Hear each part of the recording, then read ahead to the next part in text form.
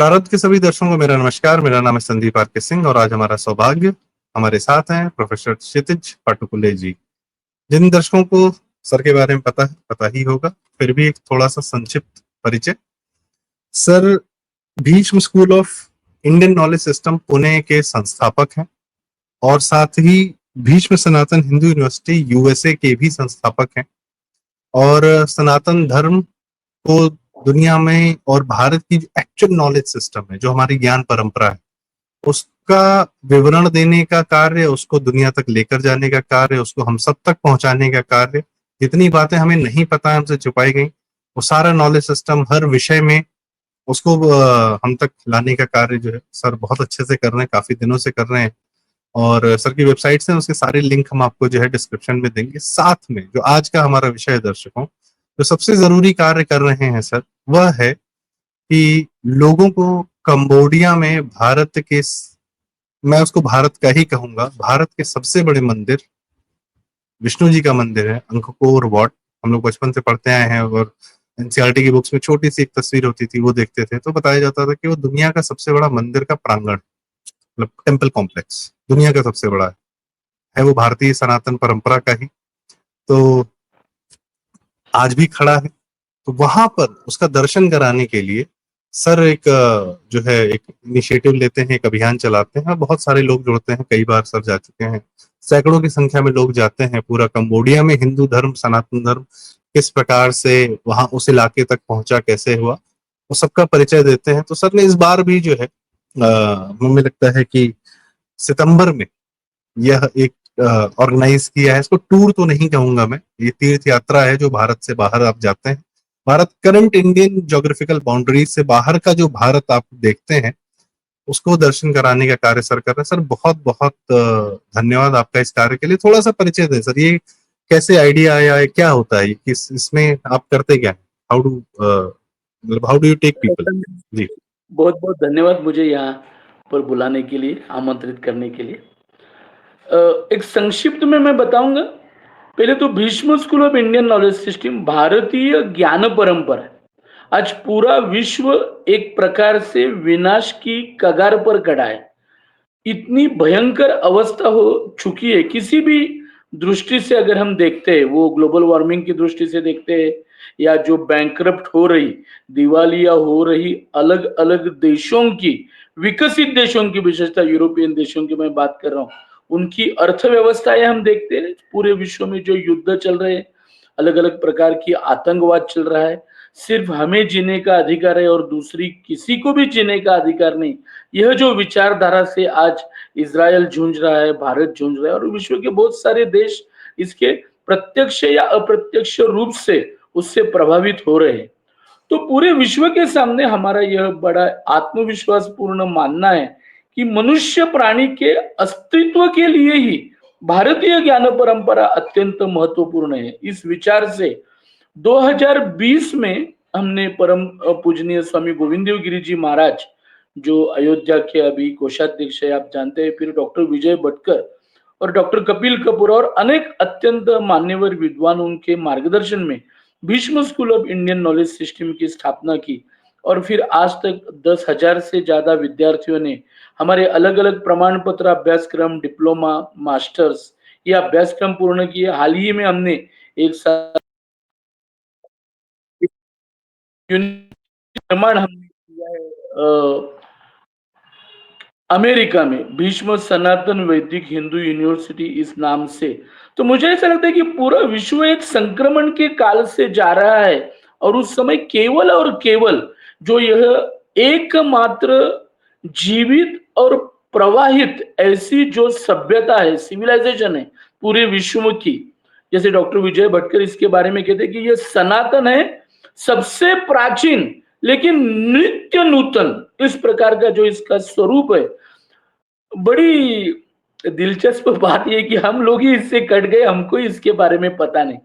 तो इसके बारे में अभ्यास करने के लिए एक बार 2016 की बात है, मैं थाईलैंड देश में गया था, जो सयाम देश के नाम से पहले जाना जाता था।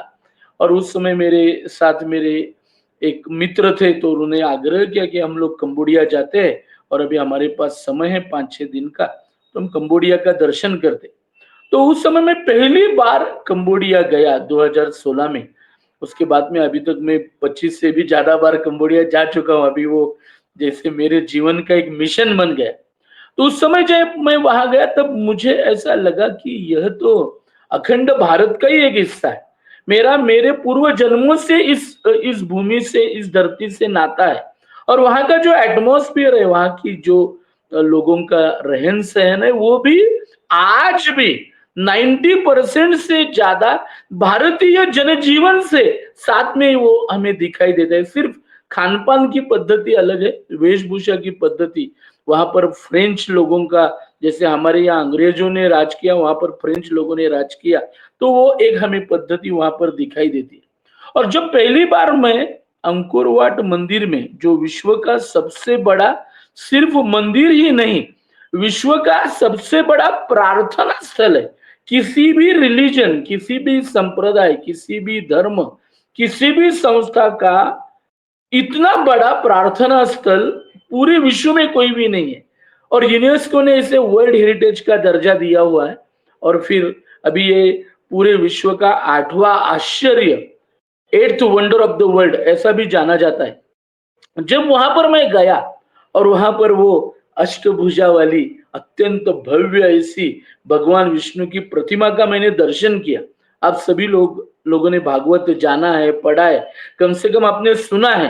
तो श्रीमद् भागवत में जो वर्णन किया गया है अष्टभुजा विष्णु देवी की, जो विष्णु देव की जो मूर्ति है, उस मूर्ति का दर्शन वहां पर हमने पहली बार किया और मैं भाव विभोर हो गया।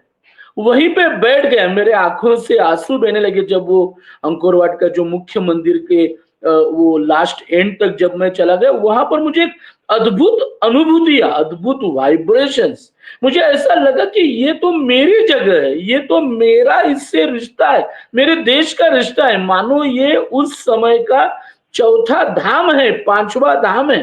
जैसे हम भारत में 4 धाम जानते हैं, वैसे ये उस समय मुझे 100% विश्वास है कि पूरे भारतवर्ष का एक अत्यंत महत्वपूर्ण तीर्थ क्षेत्र था। 12वीं सदी में इसका निर्माण हो गया और फिर हम लोग मानो पागलों की तरह 5 दिन अलग अलग मंदिर वहां पर देख रहे थे, स्थापत्य के अलग अलग आविष्कार देख रहे थे। भगवान शिव के मंदिर, भगवान विष्णु के मंदिर, गणेश जी के मंदिर, जो जो हमारी पुराण कथाएं, पौराणिक कथाएं, अनफॉर्चुनेटली उनको हम माइथोलॉजी कहते, वो माइथोलॉजी नहीं है, वो हमारा इतिहास है, वो हमारी ज्ञान परंपरा है। उसमें वर्णित जो अलग अलग देव देवताएं, सरस्वती है, महाभारत का चित्रण है, स्वर्ग नरक हम वहां पे दिखाई देता है, रामायण का हमें वहां पर, तो ऐसा एक अत्यंत अद्भुत, ऐसा जो कंबोडिया देश है, जिसे कम्बुज देश इस नाम से पहले से जाना जाता था, तो उसका दर्शन मैंने किया। और वो इट हैपेंड एक्सीडेंटली, तो वैसा तो प्लानिंग नहीं था। तो मुझे ऐसा लगता है कि ईश्वर की सर इच्छा है। उसी समय मैंने प्रतिज्ञा की कि मैं 1 करोड़ हिंदुओं को, 1 करोड़ भारतीयों को अंकोर वाट दर्शन लेने के लिए लेके जाऊंगा।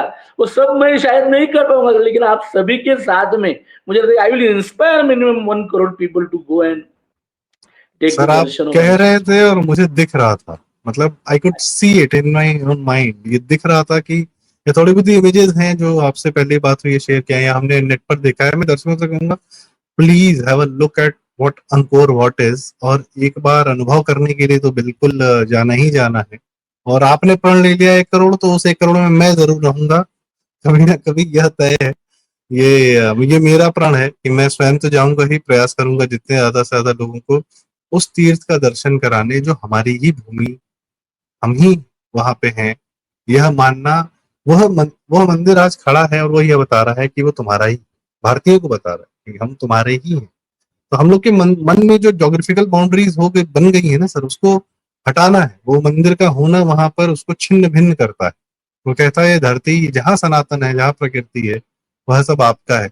और इसके लिए आपने, हम इतनी सही बात शुरू में कही कि मानव मात्र जो एकदम विनाश के कगार पर खड़ा है, किस प्रकार की विचारधाराएं जो हैं हमको विनाश पर लेकर जा रही हैं।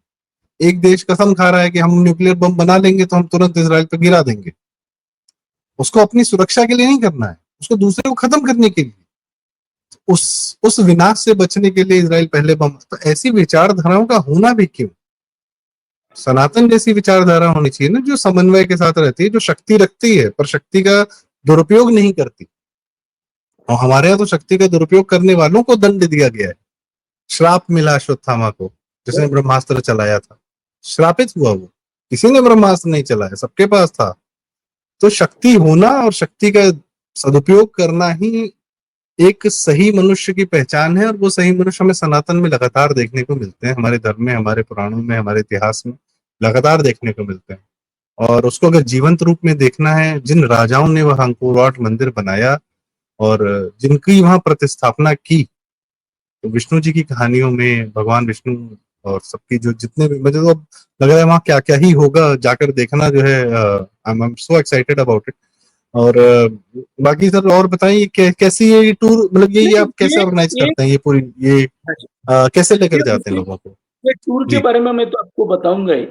एक तो सबसे पहले मैं बताना चाहता हूँ कि ये जो 13 सितंबर से 20 सितंबर हमने धर्म यात्रा का विश्व मंदिर परिषद के माध्यम से आयोजन किया है, तो परम आदरणीय हमारी हम सर, सब बहुत जिन्हें धन्यवाद, जानते आपने मेरे शब्द को ठीक कर दिया। मैं टूर बोलना नहीं चाह रहा था, आपने एक बहुत सही शब्द दे दिया, धर्म यात्रा। तो अब से धर्म यात्रा। हैं। तो इस धर्म यात्रा में हमारे साथ में हमारी हम सब जिन्हें जानते हैं वो पद्मश्री अत्यंत आदरणीय और प्रख्यात गायिका, लोक संगीतकार, और जिन्हें हमारे राष्ट्र के प्रति, हमारे सनातन धर्म के प्रति, इस संस्कृति के प्रति, इस सभ्यता के प्रति आत्यंतिक प्रेम और लगाव है, ऐसी पद्मश्री मालिनी जी अवस्थी हमारे साथ में आ रही है। तो मुझे लगता है कि एक बहुत बड़ा संजोग है। एक साल पहले जब आपसे ही मिलने थे हम लोग, एक सेमिनार के लिए आए थे लखनऊ में, तब आपके माध्यम से उनसे मेरी मुलाकात हुई थी। तो उसके बाद में हम तो कनेक्टेड रहे, जैसा आपके साथ में कनेक्टेड है। तो अभी उन्होंने, उनको जब मैंने ये सब बातें बताई, इसका इतिहास बताया और इसका जो महत्व है वो बताया, तो उन्होंने मुझे कहा कि मैं आना चाहती हूँ। और ये जो देश है, ये हमारे देश का, ये अखंड भारत का हिस्सा, इसका मुझे दर्शन करना है, वहां पर मुझे अनुभूति लेनी है। तो वो अभी हमारे साथ में आ रही है 13 से 20 सितंबर, ऐसा इसका कार्यक्रम है। कार्यक्रम के बारे में मैं थोड़ी देर में बताता हूँ आपको। थोड़ा मैं पहले बताना चाहता हूँ कि ये जो भारत और कंबोज देश का रिश्ता है, ये 2000 साल पुराना है। कौंडिन्य नाम का एक युवक दक्षिण भारत से, शायद तमिलनाडु से, तब वहां पर गया ईस्वी सन की पहली शती में, ईस्वी सन 86 ऐसा वो उस समय वो वहां पर पहुंचा, ऐसा इतिहास बताता है। और वहां जाकर उन्होंने भारतीय सनातन संस्कृति, सभ्यता, उसकी वहां पर उसने प्रतिष्ठापना की।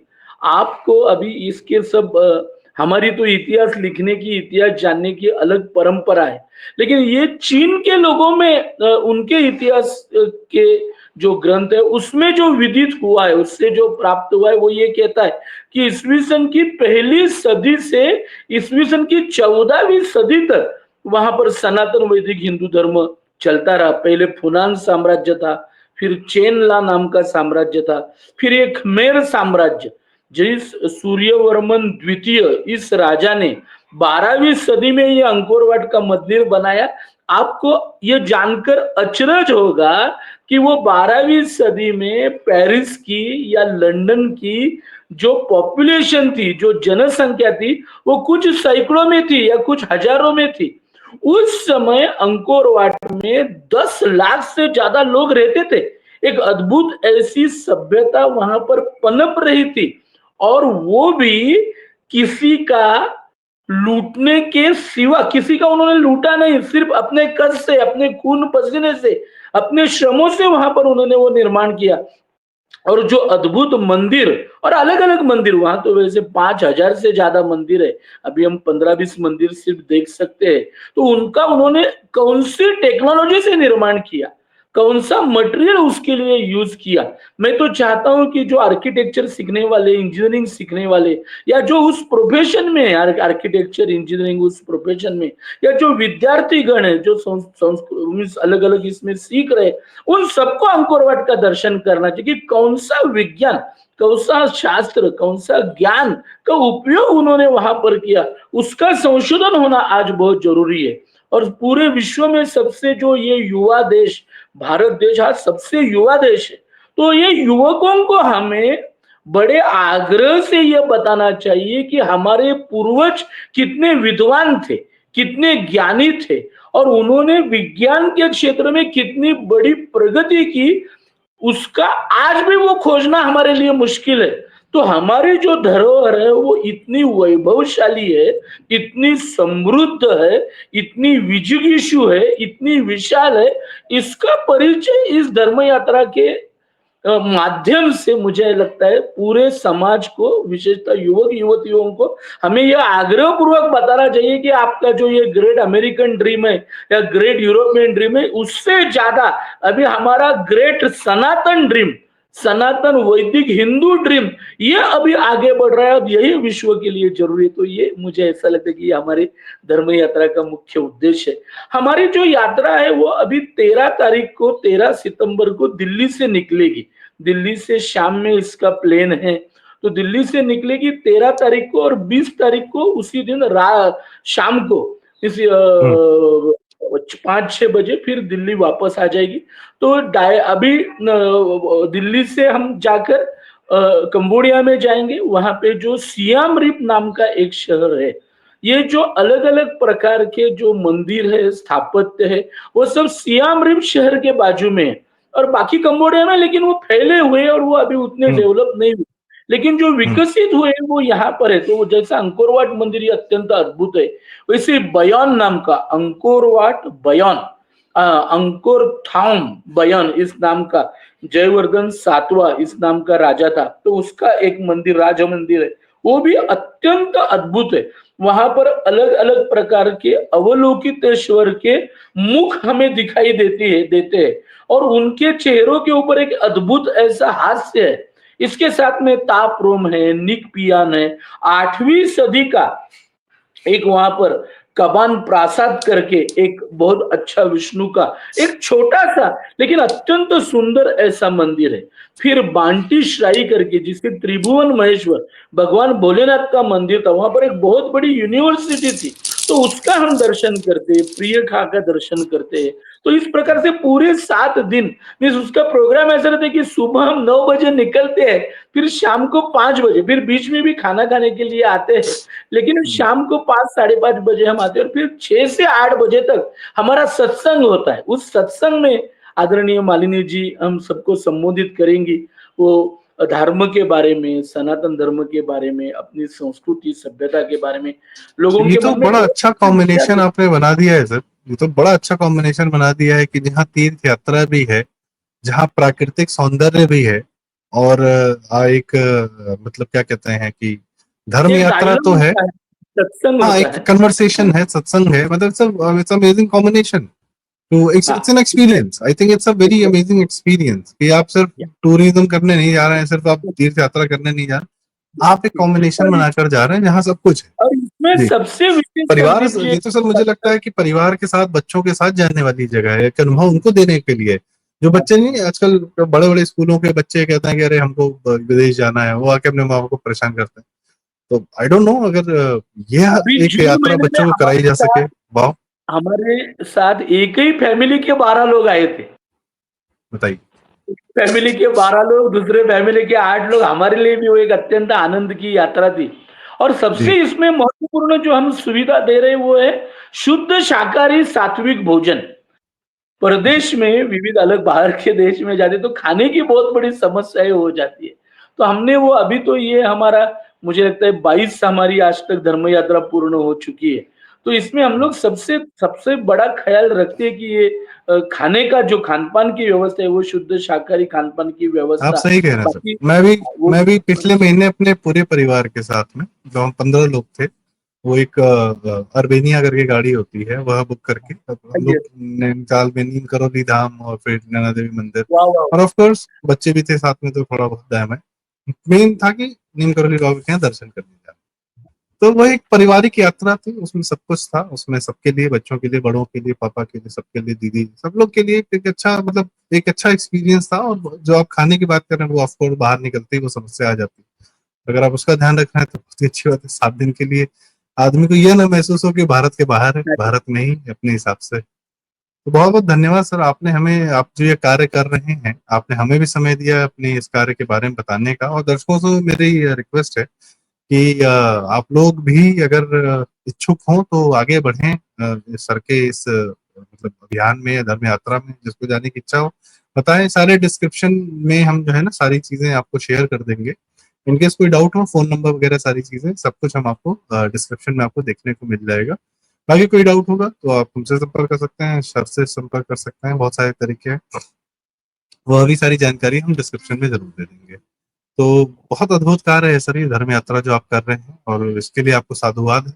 और मतलब मैं, मेरा भी प्रयास रहेगा हम इसका बहुत हिस्सा बहुत बने। धन्यवाद और संदीप जी, जितने बहुत ज्यादा से ज्यादा भारत के बाहर अगर हम तीर्थ अपने दर्शन कर सकें, तीर्थ यात्राएं कर सकें। अभी तक लोगों के मन में है कि तीर्थ यात्रा जो है, धर्म यात्रा, वो भारत के अंदर होती है या इंडिया के अंदर होती है, ज्योग्राफिकल इंडिया के अंदर।